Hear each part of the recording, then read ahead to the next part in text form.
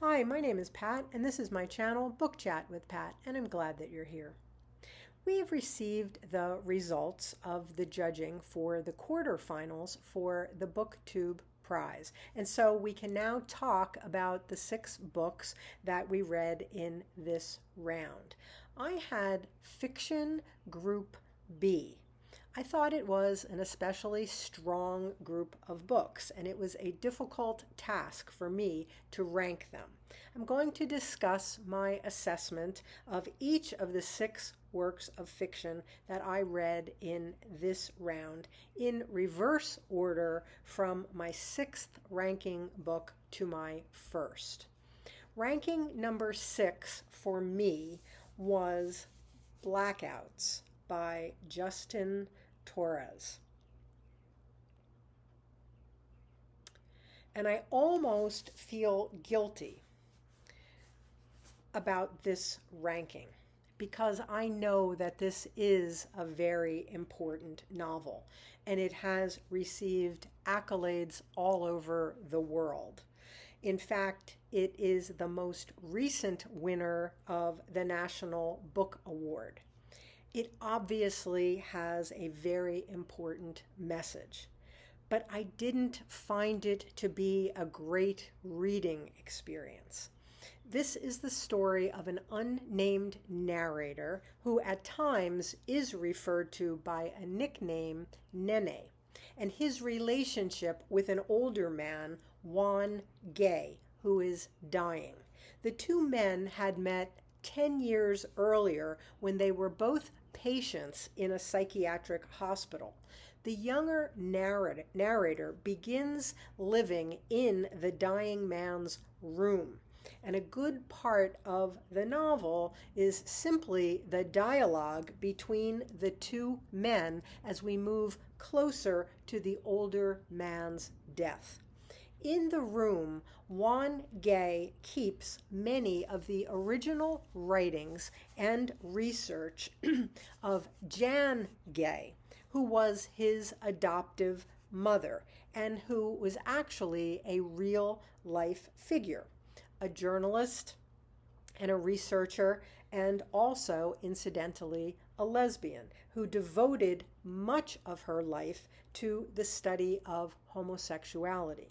She had conducted interviews with hundreds of lesbians first and eventually expanded her research to include gay men as well.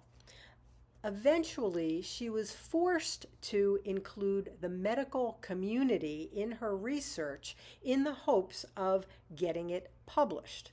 Gradually, though, her entire study was co-opted by the medical community, which completely altered and redacted her research in order to fit the medical model that then saw homosexuality as a deviant problem to be solved. In the process of the research, Gay completely lost control of her own study and was hardly even acknowledged at all in the final publication. The main character in the novel, Juan Gay, was seeking to write the true book that Jan Gay had intended.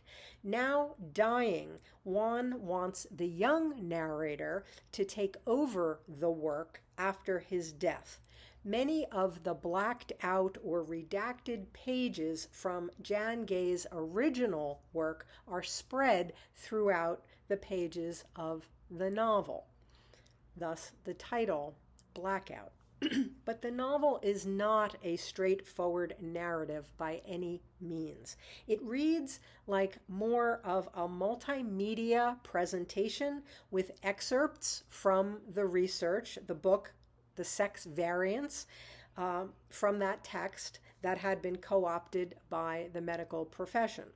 Photographs, illustrations, pictures of paintings, extensive footnotes, and a multi-part narrative that spans several different time periods in both characters' lives. It felt like part multimedia explosion, part collage, part dreamscape, part Socratic dialogue between the two men. It absolutely defies any attempt to characterize the genre of this book.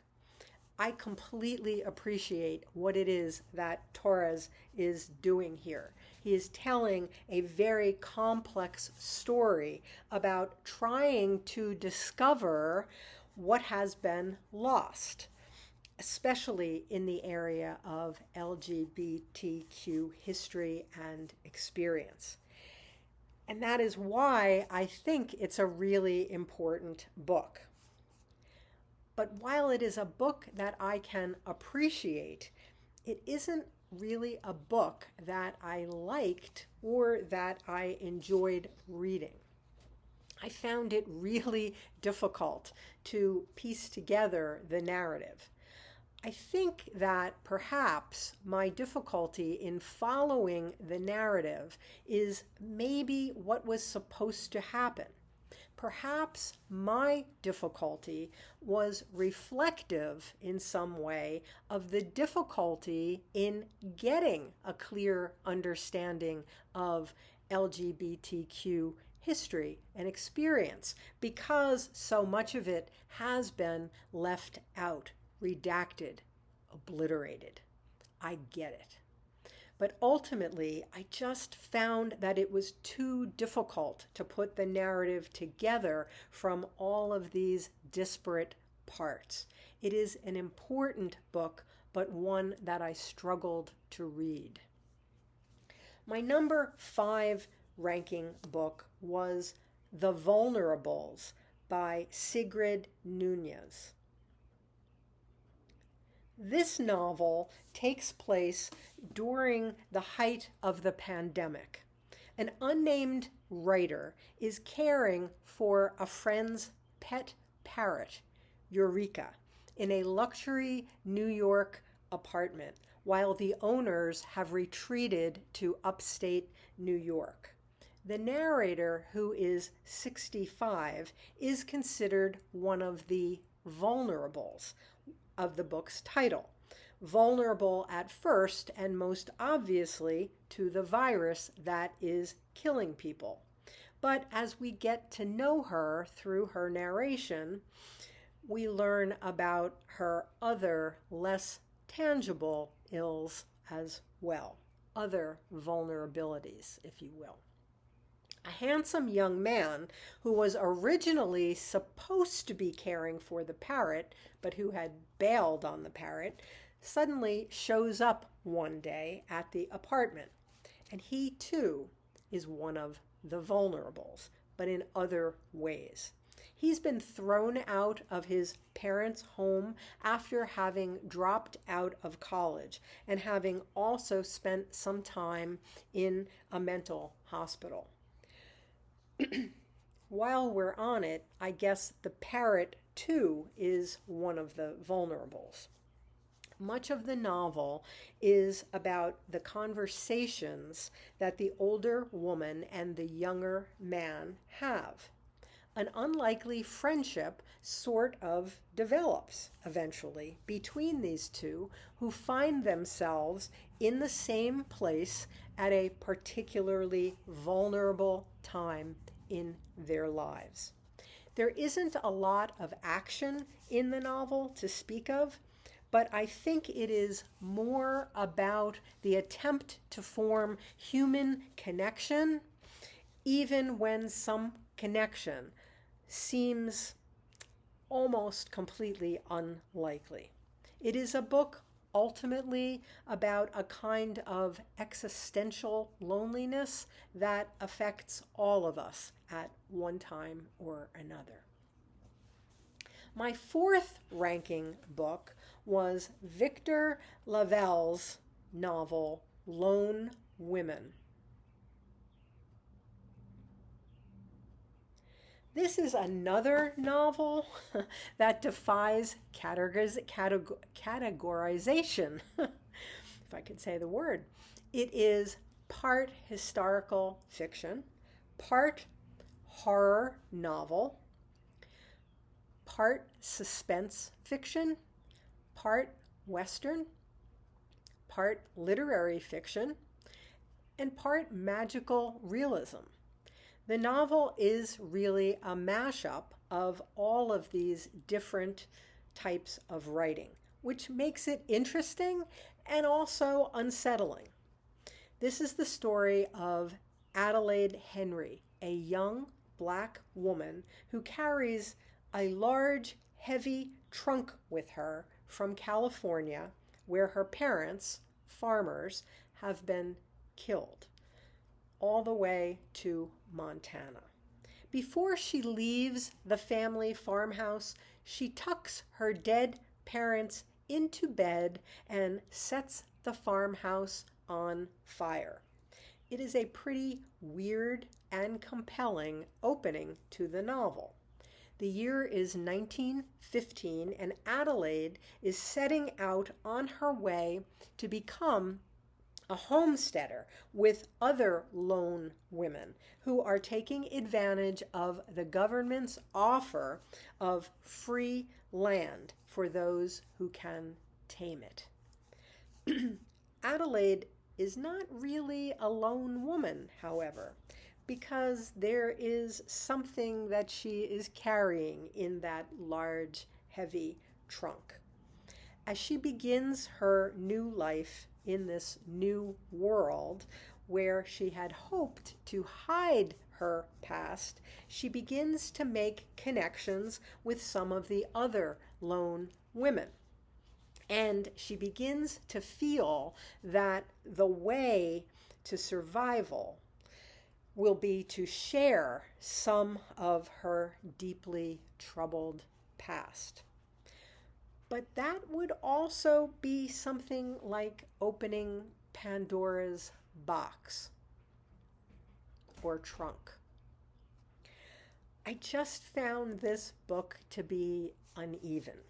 It started out extremely strong, but it flagged in the middle, and I also felt like there were simply too many characters introduced that we were supposed to figure out, we were supposed to follow. There were too many distracting tangents that took us away from the main storyline.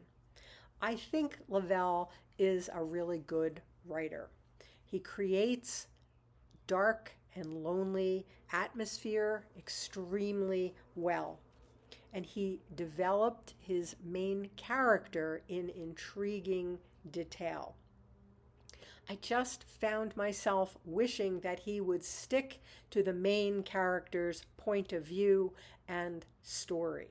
The novel felt cluttered, and I think that I am not totally appreciative of these novels that cannot decide exactly what they are. This is another novel that defies categories, and while that can be a very good thing, I felt like Lavalle lost me at times. Lavalle's Lone Women, however, has indeed moved on to the semi-final round. Now for my top 3 novels. 2 of these 3 have also made it to the next round, the semi-final round. My number 3 novel was Daniel Mason's novel, North Woods.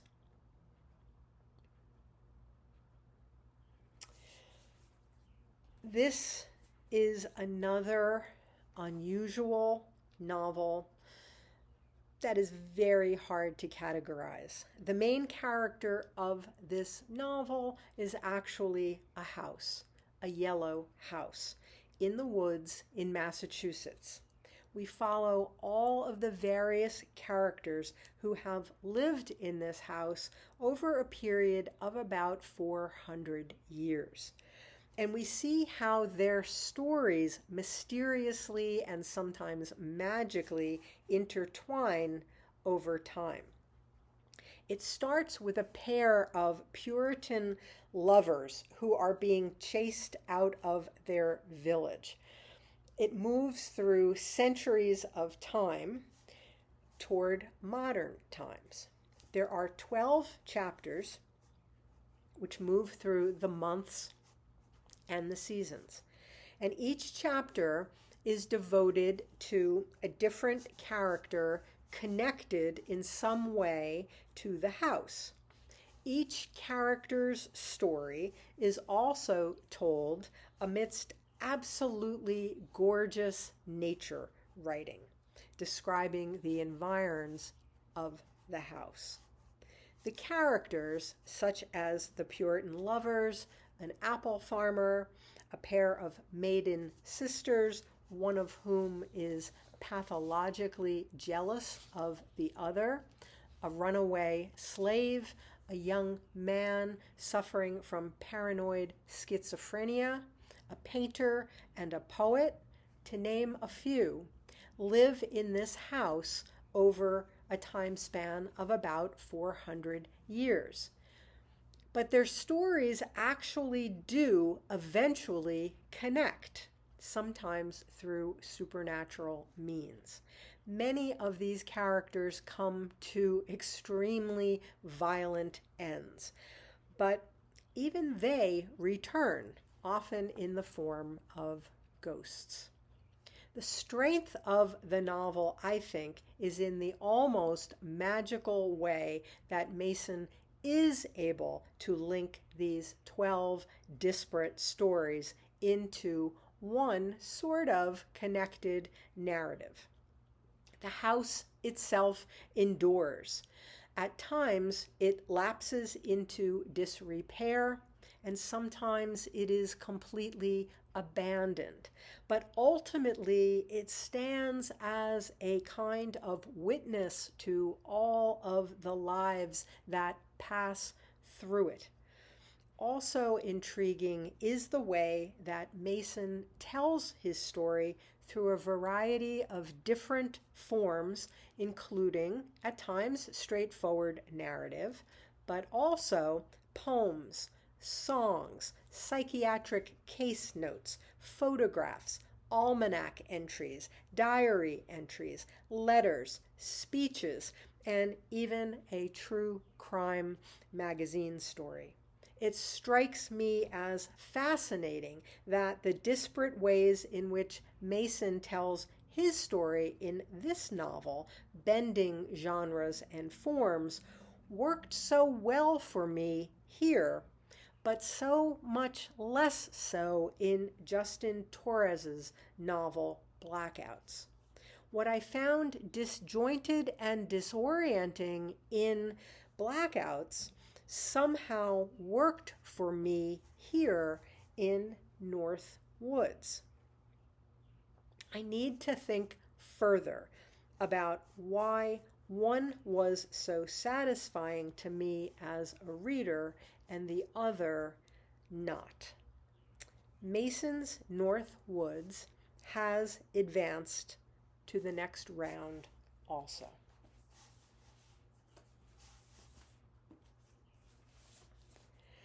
My number 2 ranking novel was Donal Ryan's The Queen of Dirt Island. This is the story of 4 generations of women in the Aylward family, beginning in the 1980s in Nunez in Tipperary County, Ireland. Eileen Aylward is widowed at the beginning of the novel, shortly after having given birth to her daughter, Saoirse. Estranged from her own family, Eileen and her new baby move in with Mary, or Nana, Eileen's mother-in-law. Eventually, some years into the narrative, Saoirse too brings a daughter into the home, her daughter Pearl. This is a world of women raising children largely without men or with men who are largely on the periphery. These are extremely strong women who share powerful relationships. They are extremely volatile relationships filled with a great deal of foul-mouthed insults hurled at each other, but they are also relationships based on intense love and commitment. I simply adored these characters. Eileen, Donal Ryan says, is based on his own mother. He says that he also has included parts of his wife throughout these women characters as well. Nana, the mother-in-law / grandmother, is feisty and raucous and foul-mouthed and absolutely lovable. The novel is made up of very tiny chapters, each one exactly 500 words with a one-word title. Some chapters describe extremely ordinary days in the lives of this family of women. In other chapters, cataclysmic events occur. The point of the structure seems to be to show us that every day is exactly the same length, but some days are totally ordinary, whereas others can be earth-shattering.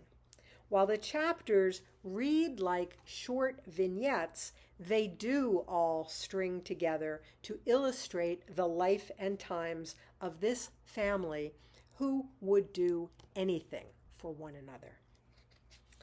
There's a lot of sorrow in this family, but there's also a great deal to make the reader laugh out loud and celebrate with these delightful characters. And the writing is simply magnificent. It's just absolutely gorgeous.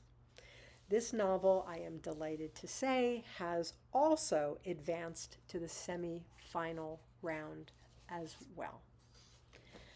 And now, my number one ranked novel, Susie Boyt's Loved and Missed. This is the story of Ruth. Her estranged, drug-addicted daughter, Eleanor, and Eleanor's child, Lily, who comes to be raised by Ruth. This is Susie Boyt's 7th novel, but it is only her first to be published here in the United States. Ruth does everything that she can to try to help Eleanor, to try to have some kind of relationship with her. But Eleanor has been pushing her mother away since she turned 13. And it's never really evident why she's so angry, why she's pushing her mother out. And then she becomes horribly, horribly addicted to drugs. Through much of this novel, we are expecting the worst, that we are going to hear that something terrible has happened to Eleanor, that she is going to overdose and die. But that is not exactly the way the novel plays out. This is a novel about addiction and about the effects of addiction on a family. And I do know that that is why this hit me so powerfully. This is a novel that made me weep several times. It hit me in very deep places and caused me to relive some of my own family's tragedy. I cannot think of another book that I have read recently that depicts the agony of a mother's heartache as profoundly as this one does. And yet, in spite of everything that Ruth endures, she maintains her belief in the curative and redemptive power of love. I loved the character of Ruth and her granddaughter, Lily. Lily is a wise child, an old soul, a person that I have known intimately in my own family experience. And I loved Ruth's best friend, Jean, who also steps in and becomes a part of this makeshift family of choice. I felt like I knew these characters. In spite of the very sorrowful themes and subject matter, it is also a novel about resilience, resilience of the most incredible kind. And the prose is simply exquisite. I was, as saddened as I was reading this book, I was just so saddened to learn today that this book is not advancing to the semifinal round. I don't know if this little book, and it's a very, very short book, I don't know if this was too heavy for some readers, but I felt and I feel with my whole heart that it belonged in the next round more than any of the other books that I have read so far. Oh well. So that's my ranking for the quarterfinals of the BookTube prize. It was a really good batch of books. The 3 books from this group that have advanced were the ones that I ranked number 2, number 3, and number 4. The Queen of Dirt Island, North Woods, and The Lone Women. As always, I thank you for watching. I hope that you're doing well. I'll speak with you again soon. Take care.